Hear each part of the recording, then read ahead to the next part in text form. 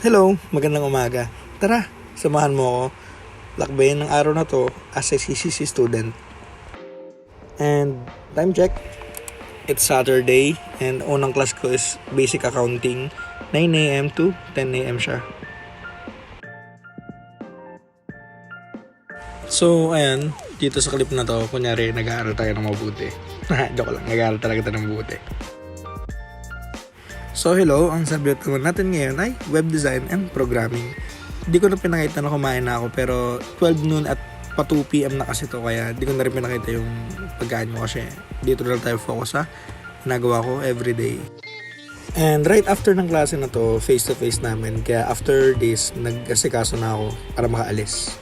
And let's have a quick montage papuntang school.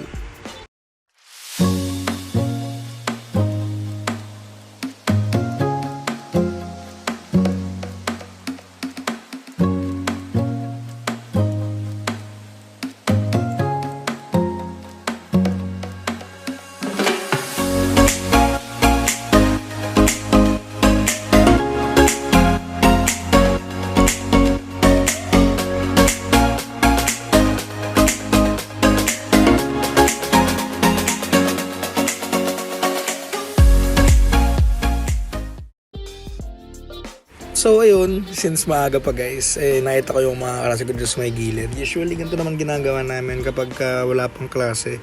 Naghanap ng matatambayan kung saan may lamig, saan presko, tapos kwentuhan, ayan.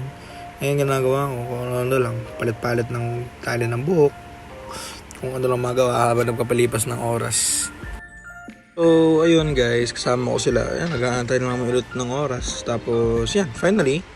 So, ito na yung next namin, Net 201. So, di ko na siya na-videohan guys, pero siya ay 3 hanggang 4 p.m. Right after ng Net, ENV 201 naman, online class siya. So, nagharap kami ng room na open, tapos doon kami nag-online class.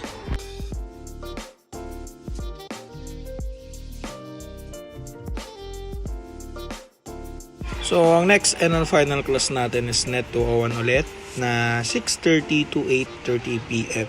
So, ayan guys.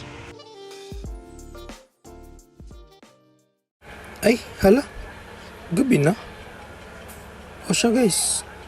Montage na lang tayo, pauwi ako. Tapos habang pauwi, doon na natin tatapusin yung vlog. Thank you sa panonood and see you sa sunod na vlog guys.